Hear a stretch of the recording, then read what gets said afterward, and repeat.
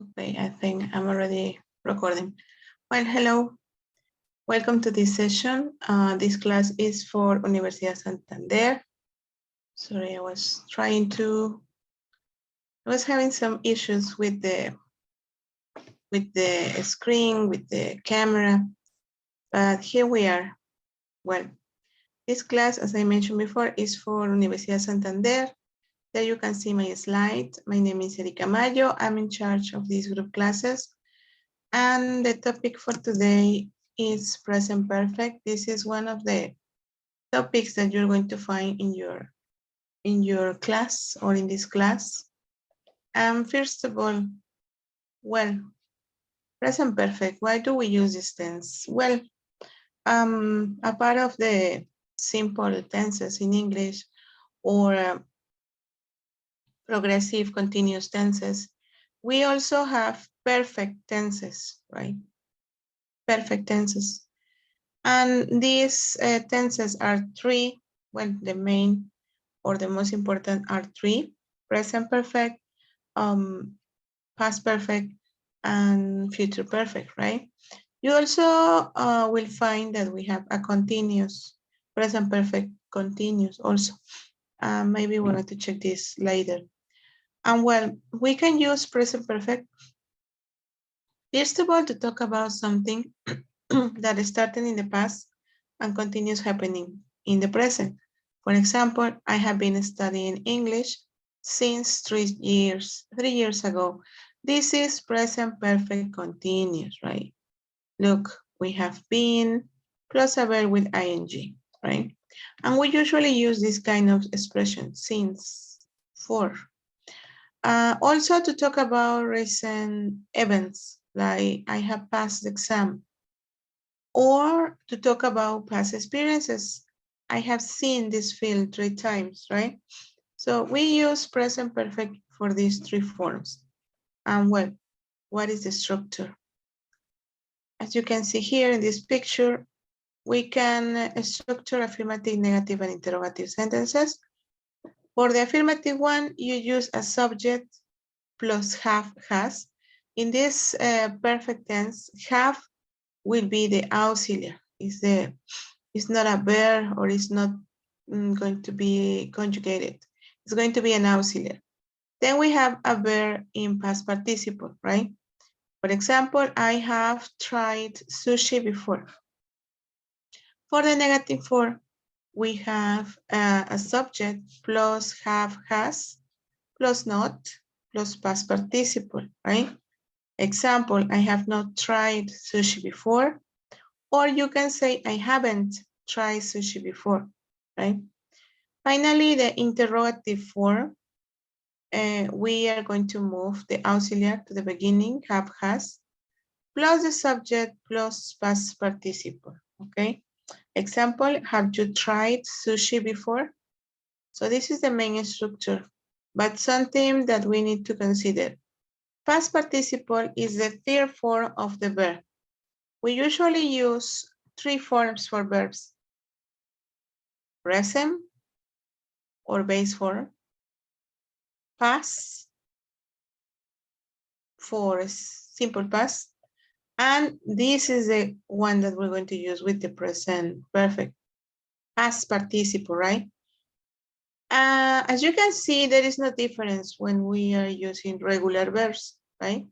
Play, played, played, right? They are the same. The problem, the situation is this.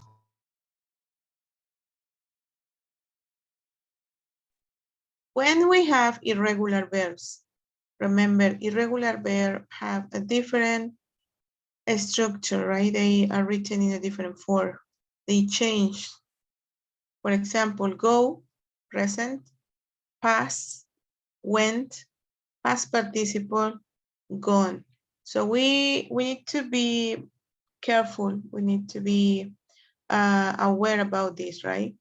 It is important that you learn this third form of the verb, past participle, when using present perfect, right?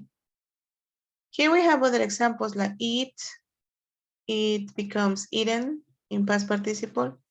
Run, it stay at the same way, run. Sleep becomes slept. Buy becomes bought, right? So some of them have a different form or are written in a different form. Well, something important, personal pronoun, I, you, we, they, right? These are plurals, you, we, they, or I, the first person. We are going to use have. I have, you have, we have, they have. For the singular pronouns, third person, he, she, it, this have becomes has, right? This is a rule, so we need to use it. She has, he has, it has, okay? So pay attention to this. Maybe we won't have she, maybe we will see Lucy, maybe we won't have he, maybe we will have my dad, right? Maybe we won't have it, we will have the cat, okay? So we need to change the verb. And finally, we have two sentences that we're going to check. Example, Spanish, right? Mary ha viajado a Perú, right? So this is a one use, recent events. This is the second use when you talk about past recent events. So this is one form. And remember that we mentioned Mary is the subject. Then I'm talking about a third person. So I use has. Mary has. And travel is a regular verb. So we only add ed. Traveled to Peru. Okay. This is my affirmative form. Mary has traveled to Peru. Now for the negative one, remember that we only need to add not, right? For the negative form, Mary has not traveled to Peru. But well, remember that we can use contractions in English, right? So I can write has not, or maybe I can use hasn't traveled to Peru, right? So that is correct to use contractions. And finally, we have the question, right? Remember, for the question, we move the auxiliary and we say, has Mary traveled to Peru? And the question mark, okay? So this is my first example, right? Talking about Mary. We have affirmative, negative, and question, okay? So for the second one, mis padres han vivido aquí por 5 años. Well, the subject, my parents, is a plural subject. So we use have, right? My parents have lived here for 5 years, right? Okay, can you see?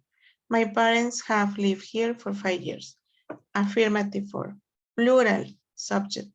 Then we have my parents have not, right? My parents have not lived here for 5 years. Okay, we only add this not to make this idea negative. So again, we can use a contraction. My parents haven't lived here for 5 years, right? We can use this contraction. But notice the difference. When I talk about only one person, a third person, I use has or hasn't for the negative form. But when I talk about a subject or subjects in plural, like my parents, well, I use have or haven't for the negative form, okay? Well, now for the question, we move the auxiliary. We say have my parents live here for 5 years. Have my parents lives here for 5 years? Well, you may answer yes, they have, or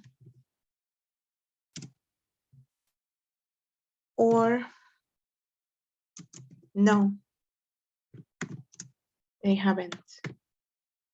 Okay, so you can answer in these two forms, short answers. Have my parents lived here for 5 years? Yes, they have, or no, they haven't. What happened with the question, the previous one? Well, has Mary traveled to Peru? No. Well, let's begin with the positive. Yes, she has. Or no, she hasn't. Okay. So we can use these two forms to answer this kind of questions. But remember, if my auxiliary is has, I need to use has. If my auxiliary is have, well, I need to use it. I need to use have, right? When answering negative or affirmative form. Okay. So this is all for today. Maybe in the next lesson, we're going to talk about present perfect continuous. That is quite similar, but we need to check something. We need to use verbs with ing, right?